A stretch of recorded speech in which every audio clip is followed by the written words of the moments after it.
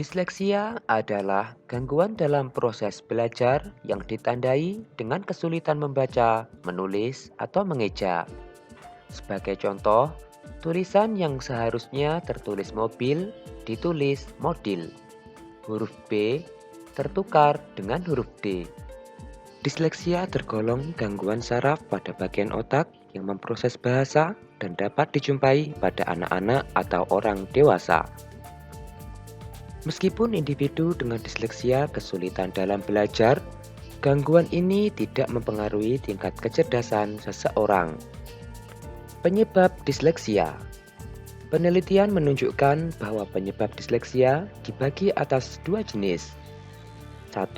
Keturunan. 2. Cedera pada otak. Disleksia dapat menimbulkan gejala yang bervariasi, tergantung kepada usia dan tingkat keparahan yang dialami penyandangnya. Gejala yang mungkin dapat dikenali orang tua atau guru, diantaranya kesulitan membaca dibanding teman seusianya, mempunyai daya ingat jangka pendek yang buruk, kesulitan dalam mengeja, misalnya huruf B tertukar dengan huruf D, huruf P tertukar dengan huruf Q, huruf M tertukar dengan huruf W, huruf S tertukar dengan huruf Z. Selain itu, sering menghindari aktivitas membaca, sering tertukar kata, misalnya lagu menjadi gula, sama menjadi masa, ibu menjadi ubi. Anak dengan disleksia juga sering menulis kata secara terbalik dan kebingungan atas konsep tanda baca. Hambatan yang menyertai penyandang disleksia diantaranya hiperaktif dan impulsif, gangguan konsentrasi, dan gangguan motorik. Komplikasi disleksia. Tanpa perawatan yang tepat, disleksia dapat menimbulkan berbagai komplikasi. Di antaranya 1. Kesulitan belajar, 2. Masalah sosial, dan yang ketiga, masalah saat dewasa. Penanganan disleksia. Peran aktif orang tua sangat berpengaruh pada kesuksesan perawatan anak dengan disleksia. Beberapa cara yang bisa Anda lakukan untuk membantu anak dengan disleksia adalah 1. Membacakan buku untuk anak. Kegiatan ini dapat meningkatkan kosakata dan keterampilan anak dalam mendengar.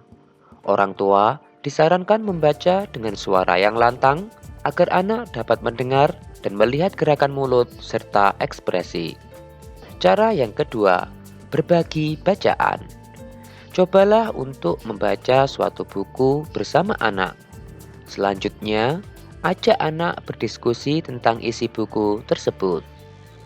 Cara yang ketiga, membacakan buku berulang kali.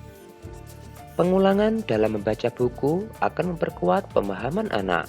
Selain itu, anak menjadi semakin terbiasa dengan teks dari bacaan tersebut. Cara yang keempat, memberikan semangat. Semangat dari orang tua akan membantu anak lebih percaya diri untuk membaca buku dan menjalani aktivitas sehari-hari dengan baik. Cara yang kelima, mengajak guru untuk bekerja sama. Informasikan kepada guru di sekolah perihal kondisi disleksia yang dialami oleh anak Anda, sehingga guru akan memahami dan dapat menemukan cara belajar yang tepat.